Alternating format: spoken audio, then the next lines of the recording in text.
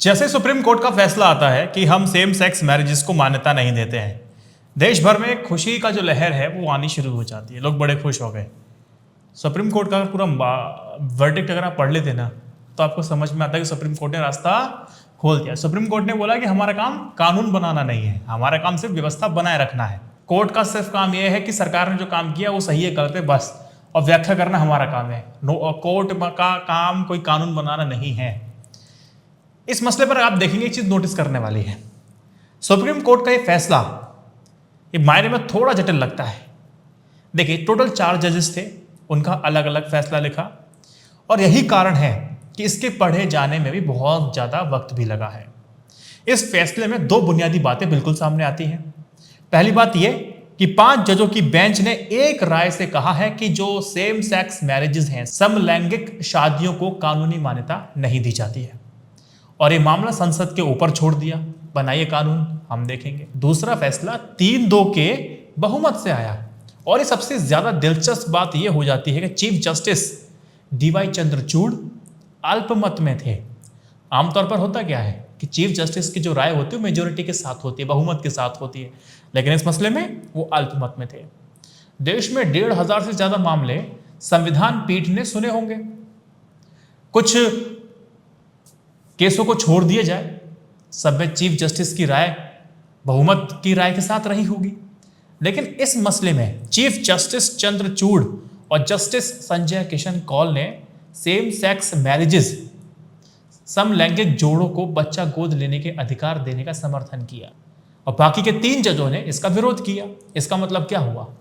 इसका मतलब बिल्कुल साफ है कि बहुमत से यह फैसला हुआ है कि जो समलैंगिक जोड़े बच्चा गोद नहीं ले सकते। अब बात समझिए, जो लोग सेम सेक्स मैरिजेस के खिलाफ हैं क्या तर्क आते हैं कि पुरुष और स्त्री के बीच ही विवाह हो सकता है। दूसरा लॉजिक ये दिया जाता है कि अगर ये समान लिंग के लोगों को विवाह करने की अनुमति दे दी गई, जैसे कि पुरुष पुरुष महिला महिला, अगर ऐसे लोगों को अनुमति दे दी गई तो उनके यूनियन से परिवार नहीं बनेगा, और फिर समाज की जो व्यवस्था है वो प्रभावित हो जाएगी। हालांकि 2 विभिन्न लिंगों के बीच में विवाह कराने से कई बार परिवार भी नहीं बनता है। आपने कई बार देखा होगा कि 2 जोड़ों की शादी हो रखी है लेकिन उनके किड्स नहीं हो पा रहे, बच्चे नहीं होते, तो फिर भी लेकिन समाज की व्यवस्था पर प्रभावित नहीं होती है। लोग कहते हैं कि तर्क है ये, लेकिन ये विरोधाभास है बहुत सारी बातों का। इसका सीधा मतलब ये हो जाता है कि विवाह सिर्फ संतान पैदा करने के लिए होता है, जो कि समलैंगिक शादी में संभव नहीं है। इस तर्क से तो यही बात निकलती है। हालांकि बच्चा गोद लेने की अनुमति देकर के इस विसंगति को दूर किया जा सकता था, तभी तो अल्पमत के साथ रहे चीफ जस्टिस चंद्रचूड़ और जस्टिस कौल ने इसका समर्थन भी किया था कि जो समलैंगिक जोड़ों को बच्चे गोद लेने की अनुमति दी जाए। लेकिन इस बेंच के बाकी के 3 जजों ने इस पे अपनी आम सहमति नहीं बनी, और उनकी राय अपने आप अलग थी। सोचिए कैसा विरोधाभास है कि अकेले आदमी या फिर औरत बच्चा गोद ले सकते हैं, सैरोगेसी से बच्चा पैदा कर सकते हैं, उसको पाल सकते हैं, पोस सकते हैं, पढ़ा सकते हैं, फिर उसकी शादी भी कर सकते हैं। ऐसा हमने देखा है, हुआ भी है। करण जौहर, तुषार कपूर, और कितने आप न जाने कितने आपको मिसालें दी जा सकती हैं। लेकिन समलैंगिक जोड़ों को बच्चा गोद लेने की इजाजत नहीं होगी। एक तर्क ये भी दिया जाता है। सोशल मीडिया पे कई आर्टिकल्स पढ़े मैंने, न्यूज़पेपर में पढ़े, बहुतों की बातचीत सुनी, उसमें सबने एक चीज कही कि देखो, सुप्रीम कोर्ट ने कहा कि ठीक है हम सेम सेक्स मैरिजेस के खिलाफ हैं, तो लोगों ने कहा तो बहुत अच्छी बात है। जो कट्टर हिंदूवादी थे, जो कट्टर मुसलमान संगठन वालों ने इस फैसले का स्वागत किया कि हमारी संस्कृति को बचा लिया, धरोहर को बचा लिया। लेकिन इस तर्क को ये लोग कहते हैं कि कोई तर्क नहीं अपने आप में। बोला कि इस तरह के जो संगठन है ना, हर किस्म के सामाजिक बदलाव का विरोध करते हैं, वो इसका भी करते हैं, तो इनकी बात कोई बात नहीं। फिर ये भी तर्क कहा जाता है कि उनके इस तर्क का कोई मतलब नहीं है, क्योंकि समलैंगिक जोड़ों की शादी की जो इतिहास है ना वो नहीं है, और ये परंपरा नहीं है। आगे वो ये भी कहते हैं कि ऐसा नहीं है कि समाज में कभी ऐसी चीजें नहीं रही हैं। रुथ वनिता सलीम किदवई ने एक same sex love in India नाम से एक किताब को संपादित किया था। अच्छा, उस किताब में उन्होंने कहा कि देखो, प्राचीन भारत में ऐसे संबंध होने का जिक्र है। भारत में गंधर्व विवाह से लेकर के देव ऋषि विवाह तक की परंपराएं रही गई हैं। उस किताब में इस बात को लिखा गया था। उस किताब में यह भी लिखा गया कि आधुनिक काल तक भारत में विवाह था वो नहीं होते थे। अंतर जातीय विवाह की मान्यताएं नहीं थी। अंतरदार धार्मिक विवाह एलियन की तरह होते थे। लिव इन रिलेशनशिप के बारे में भी कभी नहीं सोचा गया था। लेकिन जब दुनिया बदलने लगी तो भारत का समाज भी बदला। जिस दिन से तलाक की कानूनी व्यवस्था को स्वीकार किया गया है, उसी दिन से शादी भी एक कानूनी व्यवस्था बन गई। अब हर जगह मैरिज रजिस्ट्रेशन की आवश्यकता हो गई है, जरूरत हो गई है।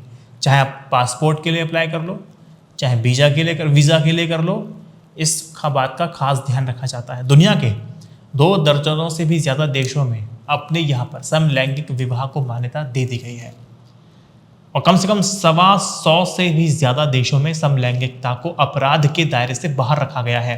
भारत में भी इस दिशा में काम चल रहा है।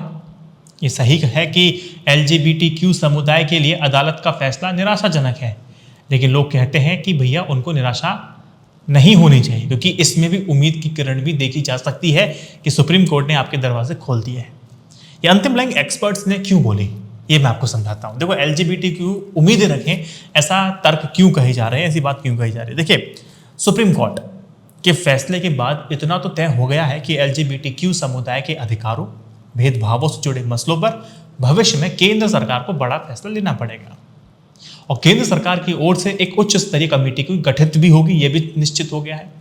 इस समुदाय के लोगों को कमेटी के सामने अपनी बातें रखने का मौका मिलेगा। बाद में कमेटी की सिफारिशें इस समुदाय के लोगों के अधिकारों को बाकी नागरिकों की तरह सुनिश्चित करने में मददगार साबित होगी।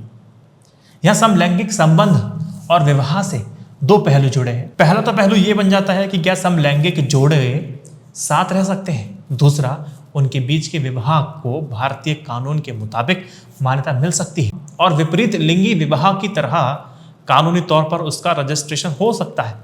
सुप्रीम कोर्ट ने 17 अक्टूबर को जो फैसले थे ना, उसमें समलैंगिक विवाह को कानूनी मान्यता देने से जरूर इनकार किया। लेकिन जो उम्मीद की बात कर रहे हैं वो ये है, लेकिन ये बात समझनी होगी कि सुप्रीम कोर्ट के आदेश में समलैंगिक जोड़ों के साथ रहने या अपने आप से अपने तरीके से विवाह करने पर कोई रोक नहीं लगी है। इसके उलट संविधान पीठ के हर सदस्य ने माना है कि समलैंगिक संबंध में रहने वाले लोगों को ऐसे संबंध में रहने की पूरी छूट होनी चाहिए। उनके साथ सामाजिक भेदभाव नहीं होना चाहिए। साथ ही उनकी सुरक्षा को भी हर सदस्य में महत्वपूर्ण माना जाना चाहिए और इस दिशा में सरकार को कदम उठाने चाहिए। सेम सेक्स मैरिजेस को लेकर अलग अलग देशों में क्या है, फिलहाल दुनिया में 130 में से अधिक देशों में सेम सेक्स मैरिजेस अपराध के दायरे से बाहर कर दिया गया है। उसमें 34 देशों में समलैंगिक विवाह या तो वैध है या फिर उन्हें कानूनी मान्यता है, उसको मिल चुकी है। वहीं 35 देशों में समलैंगिक विवाह को कानूनी मान्यता के साथ साथ नागरिक संघों का गठन किया गया है या फिर रजिस्ट्रेशन जैसी सुविधाएं मिली हुई हैं।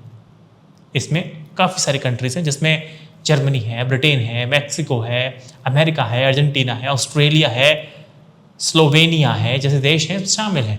अधिकांश अमेरिकन और यूरोपीय देशों में भी समलैंगिक विवाह को कानूनी मान्यताएं हैं, लेकिन अफ्रीका और एशियाई देशों में इस दिशा में अभी भी काम होना बाकी है, एक लंबी राह तय करनी है। लेकिन एक बात बिल्कुल तय है कि अगर भविष्य में भारत में सरकार की ओर से इस दिशा में कोई बड़ा फैसला लिया जाता है तो निश्चित ही इसका जो असर है वो अफ्रीका और एशिया के तमाम जितने भी आप देश देख रहे हैं उन देशों पर भी पड़ेगा, ये तो निश्चित। इसलिए एक्सपर्ट्स कह रहे हैं सुप्रीम कोर्ट के आदेश से आपको निराश नहीं होना चाहिए, आपको उम्मीदें बनाए रखनी चाहिए। अगर आपने पूरा वर्डिक्ट पढ़ा होगा तो सरकार को मजबूरन चेंजेस करने पड़ेंगे।